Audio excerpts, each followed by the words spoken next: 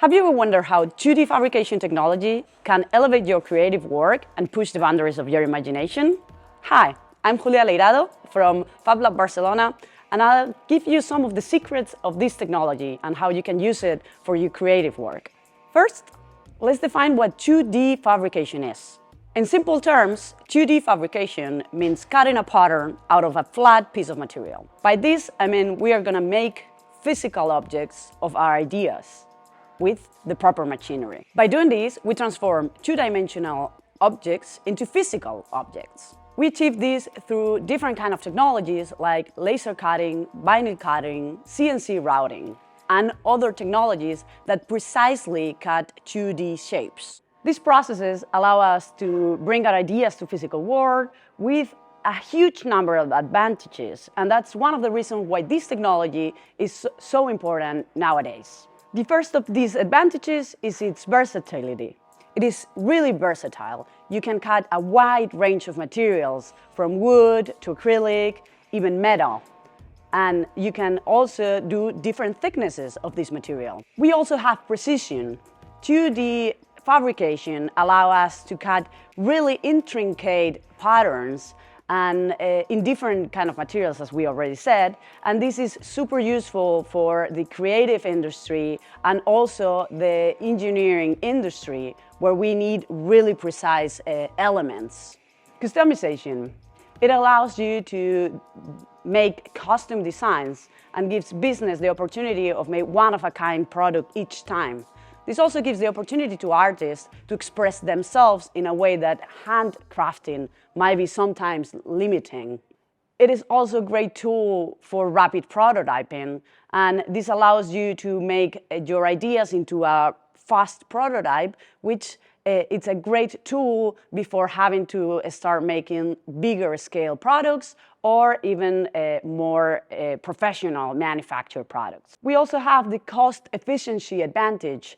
It allows us to reduce labor time and also waste material, which can be very beneficial in the amount of time and money spent on it.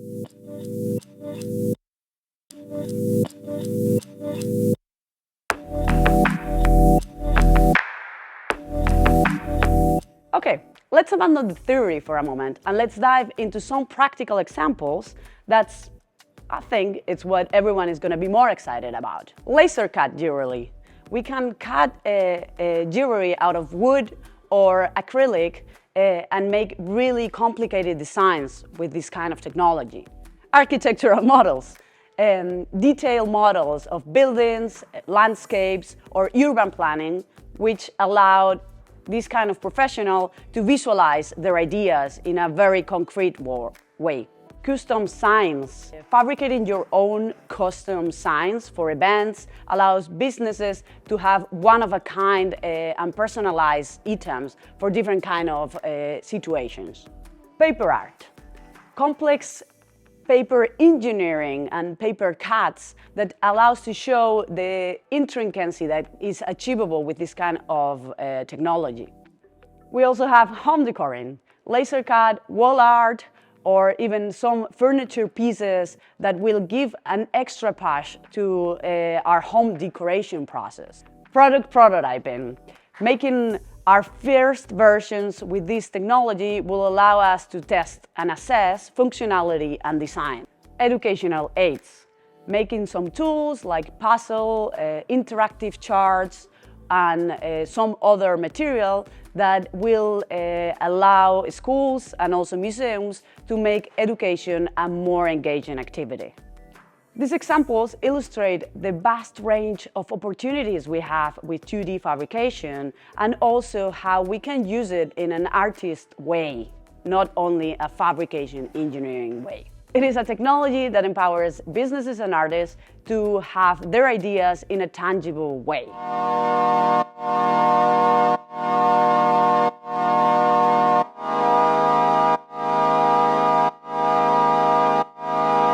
Let's talk a little bit about the technology itself.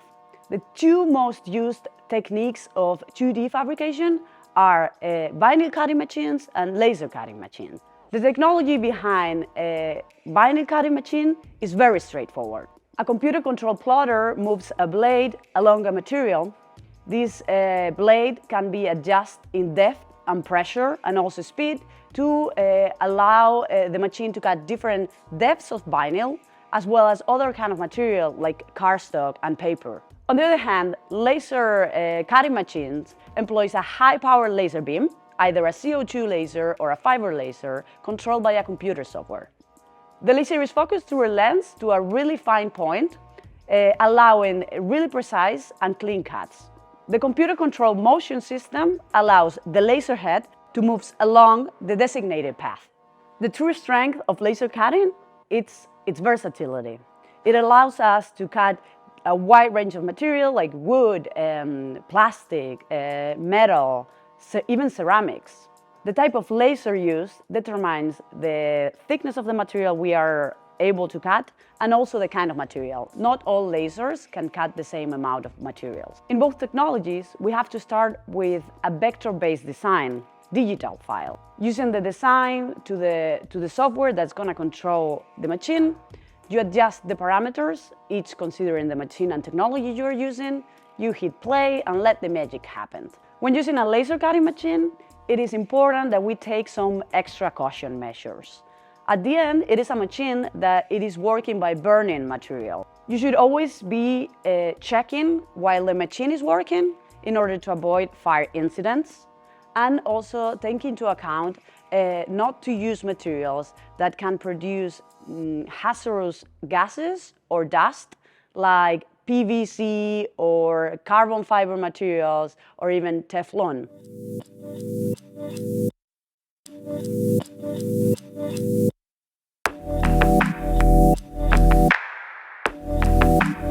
We have talked about 2D fabrication being a technology that allows us to cut a pattern from a flat surface. But we can also use it, if we think about it, to make 3D objects. Cool, right? Some of the technologies to doing this are, for example, waffle interlocking, in which we rebuild a volume or a 3D shape with interlocking perpendicular ribs. We also have slice stacking, in which we rebuild the model with horizontal or also vertical slices. This technique is very common on topographic models, in which we recreate the shape of the terrain and the landscape, and each slice represents a topographic level. We also have live hinges. This is a technique in which, by cutting a specific pattern on a flat surface, we can bend strong materials like wood or acrylic, allowing us to make some curved shapes. These are some options, but the fun part of 2D fabrication is that once you understand how it works, you can push its limits in order to enhance your creative potential. For example, if you purposely disadjust the settings of the laser, by reducing the power of the laser itself, you can use it for welding plastic, some sort of really thin plastic sheets. This would allow you to create inflatables or soft robotics. Combining different depths of the blade in a vinyl cutting machine, we can do at the same time cutting and just etching some material in order to create really complex origami shapes.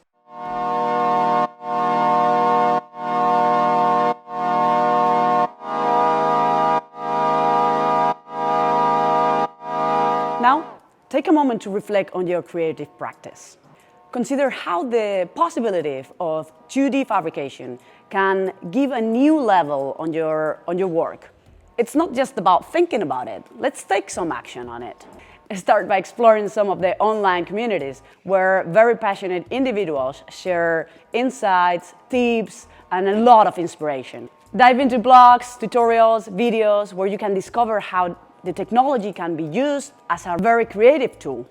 When it starts to software, keep it simple. Start with open source options like Inkscape or user-friendly online tool. You don't need the most advanced tool to unleash your creativity. Sometimes the most simple option is the best approach. For hands-on experience, seek out on your local community. Maybe you have a local makerspace or fab lab around you.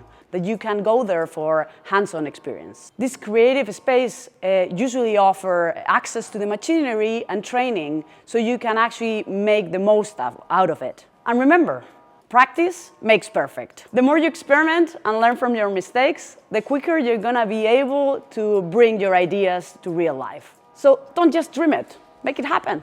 Embrace the art of 2D fabrication, unlock your potential, and set your ideas free. Well, thank you for joining me today. It was a pleasure to take you through this tour of 2D fabrication. Keep innovating and try to use it as much as you can. And now I'm going to leave you with a really interesting case study on how to use this technology in a creative way.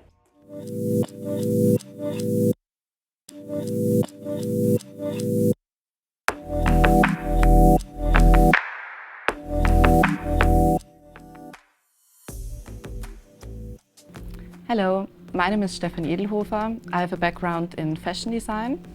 I went to a school in Vienna where I learned the traditional techniques of pattern cutting and sewing. Then I came across a bachelor program that was called Fashion and Technology. I studied there for 4 years.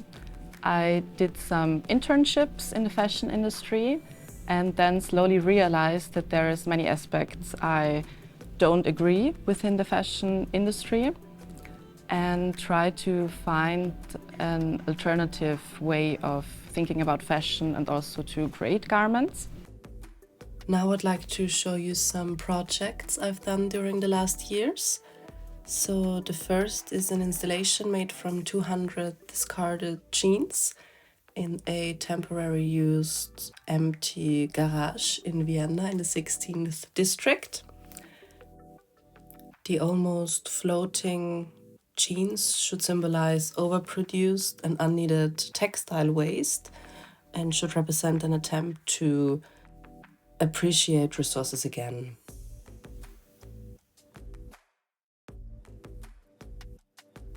During my bachelor course of fashion and technology, I was also lucky to create my own textiles on a jacquard weaving loom in Textiles Zentrum Haslach. So it was a lot of experimenting there.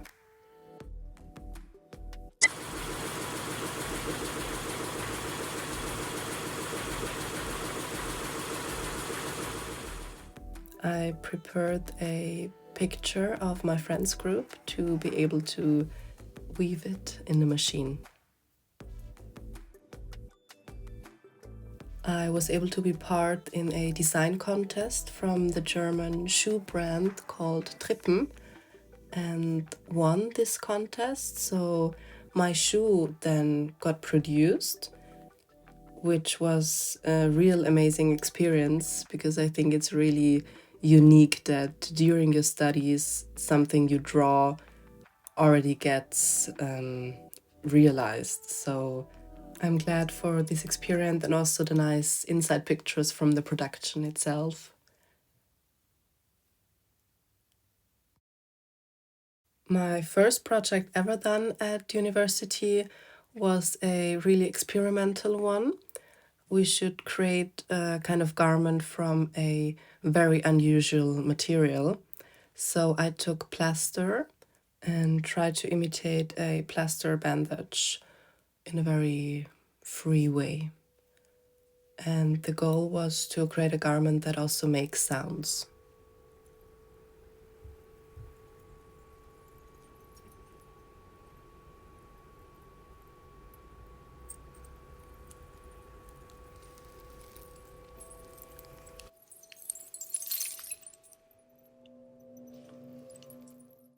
I think the turning point was when I had to find a topic for my bachelor project. It was in the beginning of 2020, when also at the same time the COVID-19 pandemic started.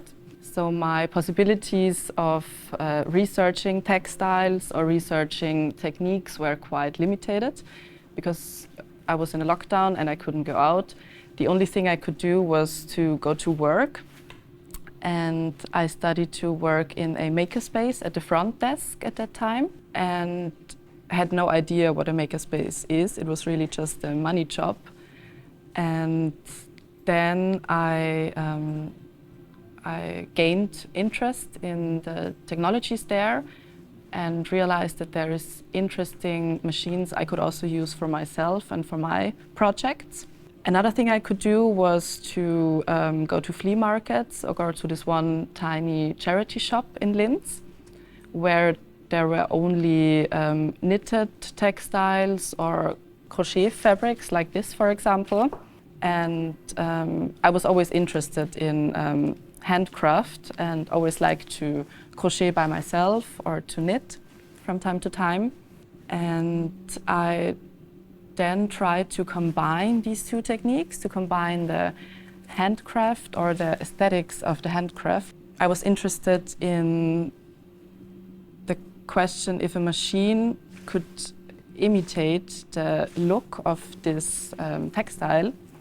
I was always very interested in handcrafted materials and just started to experiment a bit with them and put them into the scanner, for example. Then I tried to see them more as a surface or as a print, for example. I realized that I could put many different materials into the laser cutter and find a way to somehow imitate or to try to imitate this look of the handcrafted material, and continued my work on this as my bachelor project. For my bachelor project, in the end, I combined handcrafted materials and also materials that went through the laser cutter to create a little collection. After my graduation, I moved back to Vienna and came across a call from the distributed design platform and started to become a resident in Happy Lab, a makerspace in Vienna, and continued to work in this field.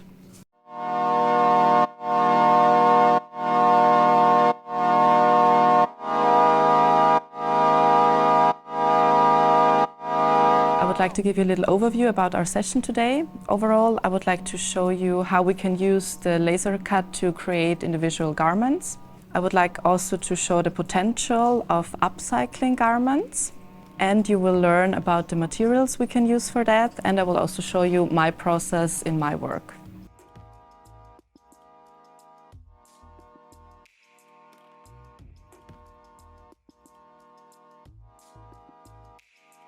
In my design process, I started to work with found handcrafted materials, like this crochet.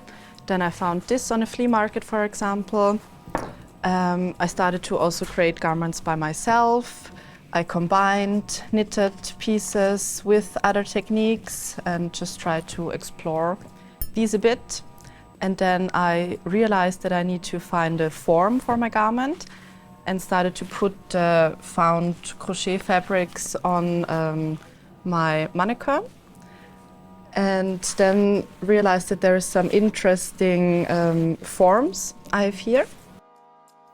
To create my laser cut file, I took this picture as a reference and basically just took the lines I liked and redraw it.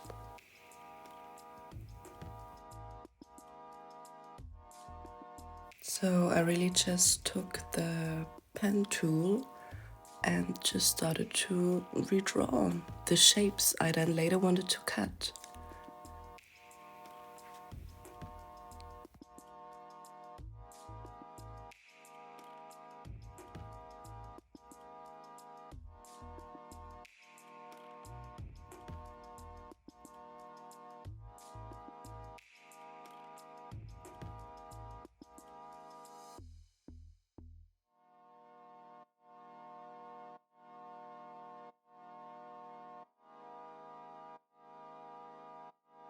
This obviously takes some time. I like to do this manual work, but I also try to just take the automatic vectorize effect.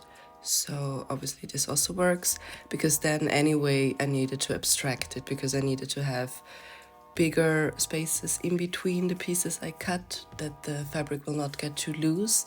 And then anyway I added also the holes to connect the pieces later. So there's anyway some manual work. I think it's just my preference to really draw it line by line. I would like to show you my design process on this example here. So this is going to be a tank top in the future. First, what you need for a garment is a pattern cut. And if you don't have the garment creation skills, then you can also easily have a look in some online libraries, because there is a lot of open source data as well. So for example, this tank top pattern cut I just found online, just put them in a program because I needed to have a vector file. So I just painted on the outer lines. Then I had a front part of the tank top, and then I had a back part of the tank top. And then I wanted to not only have a plain tank top, I still wanted to keep the aesthetics of my handcrafted textiles. Therefore, I scanned these in, put them also in the program, painted over them. So I basically just took the parts or these holes from the textiles. I thought that they're interesting. Then I had to combine the pattern pieces and also my surfaces, let's say. And the next thing was to think about how to combine the front part and also the back part, because you could easily sew them together. But if you can't sew, for example, then there is a lot of other possibilities to do. Here, for example, I just used the technique of crochet to combine them again. But then I realized that if you just have many tiny holes, you can just use any type of yarn and just combine them in the way you want. This, for example, I was really interested in because I love prints, and I thought it could be very interesting to use not only plain fabrics, but also fabrics that already have some kind of print, and then put my print on top, let's say. So then in the end, it could look like something like this. This is made from this blouse I found online. And here, this is from this part, from this blouse. And then it's just a sketch, but just to explain it to you that you don't have to have the skill of sewing. You can find other creative ways to combine these pattern cuts, pattern pieces. I would like to show you how I visualize my upcycled garment. And I'm using Photoshop for this, and I'm going to create a very fast collage of the garment I want to do. So I went to a second-hand shop and found these two blouses I really liked. Did some tests on a laser cutter if they're good to cut. I wanted to create garments with already patterned fabrics because I think it's a nice overlay if you then add another layer on top. So I took pictures of these two blouses and added them here in Photoshop. Then I took the PDF from the vector file, which then will be laser cutted. So here I'm placing this on top of the first blouse. I already duplicated the file because I will also need it later for the brown blouse. Then I'm going to use the magic wand tool. Here it's important to find the right tolerance, which in my case here is 18 because I just want to select the left part. Then I'm just selecting the white part of the left object. Then I click on the layer I want, which in this case is the blue blouse.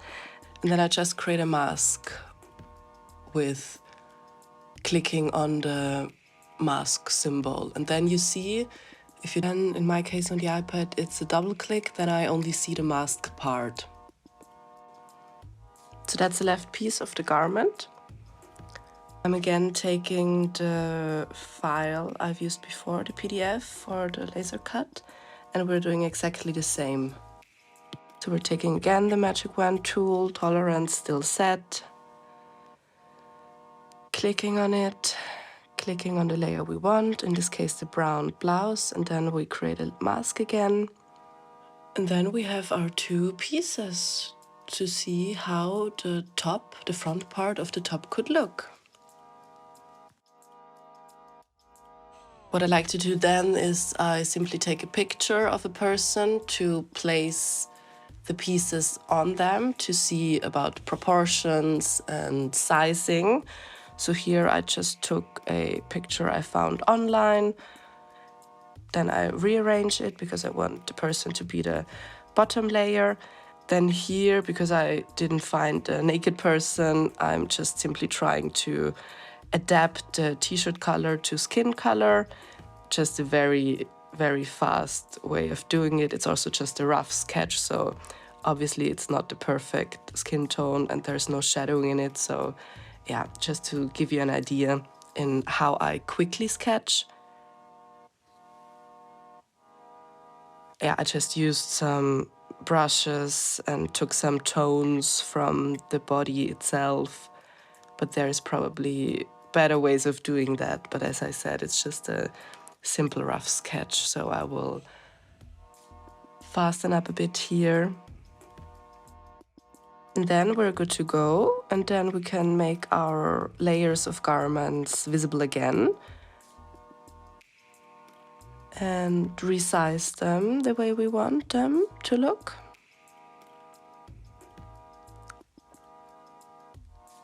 So there's also a lot of people who would just sketch that with a pen on paper, but for me, it's way easier to imagine it if I see the fabric I'm using and the pattern cut somehow in the same time on the person in this shape.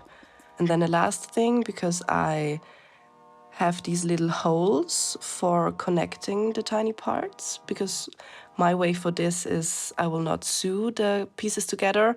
I will just take a yarn and then either I will crochet them together as I did in my bachelor project, or I will just go from hole to hole and just connect them in a zigzag way, let's say. So this is just a tiny, maybe one yarn goes over the arm to connect to the back part.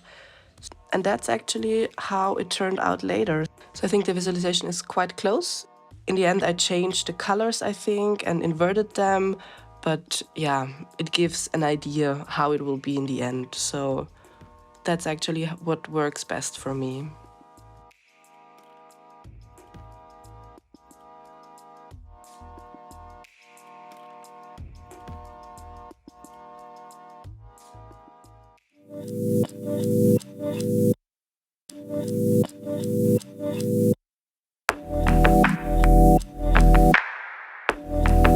Regarding the materials, I tried laser cutting various materials and then realized very fast that chemical fibers works best because you get some kind of a sealed edge and the fabric is not fringing. Of course, you can also use cotton or other natural-based fabrics. Here, for example, I got an old pair of jeans from a friend of mine, and I was still able to cut my pattern in it. But here you can also see that it really gets loose and then it again fringes. So I basically used my handcrafted materials to create surfaces, which then I cut with the laser cutter. With these very cheap textiles I found on flea markets and secondhand shops, my whole project started. So I collected them and then slowly started to just experiment a bit and scan them in and take pictures of them, overlay them in Photoshop, and then arrange them on a doll and cut them into pieces, and yeah, just really try to see what I could do with them or how I can abstract them. So I wanted to imitate them with using the laser cutter. So I then started my experiments and try to get to know this machine because I've never laser cutted anything before. And obviously not all the materials work really good. As you see here, I think this was some cotton fabric. So yeah, there are many failed examples when all the edges were burned or super fringy or too loose. So yes, I had to experiment a bit and learn a lot. But then I slowly got some tiny pieces which still had the still transferred the atmosphere of the textiles I found on the flea market, I thought. So that's what I continued with. But then I slowly wanted to create a garment. So I took a regular pattern cut of a t-shirt, which I found on an open source website, and placed my print, let's say print for this, on it, and then put it into the laser cutter and already had my pieces for the shirt. So here you see the front, the back, and the sleeves. And then I just had to find a way to connect them. So I cut these tiny holes and just took a yarn because I wanted to find a way to combine these pieces even without a garment creation knowledge. So here's just some other material tests. Here's some fake leather, which also worked pretty good. And this piece here turned out to be my favorite one, which I then used for most of the garments I made later. Like this, for example, which is a turtleneck, unisex. And I always wanted to still combine the laser cutted pieces with the textiles where the aesthetic came from. So that's why here I chose the white trousers from the textiles. I had a tiny bachelor collection with 3 looks made from laser cutted pieces, but also from either hand knitted or hand crochet pieces, but also garments made from found textiles, as I said before.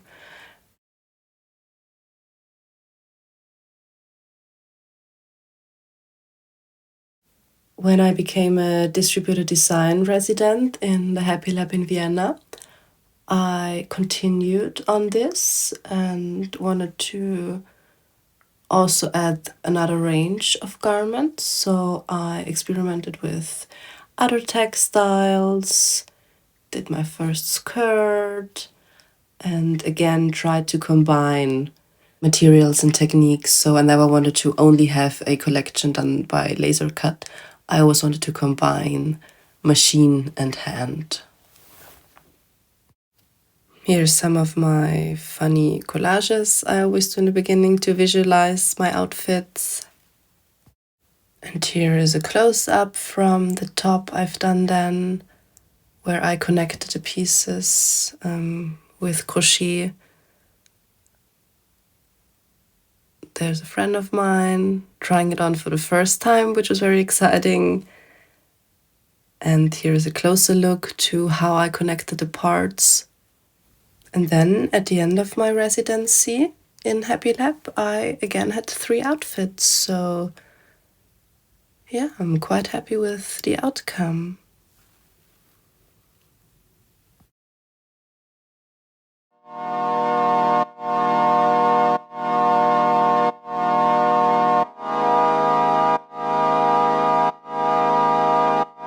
So now you have seen how I upcycle secondhand clothes, and I would like to encourage you to do the same. So first, I would ask you to find a handcrafted textile you like and try to vectorize it in a program of your choice. Then you need a secondhand clothing that is possible to that is possible to use in a laser cutter. And then you need an open source pattern cut. Maybe you also find one in your size, and then try to combine them together and create your own garment.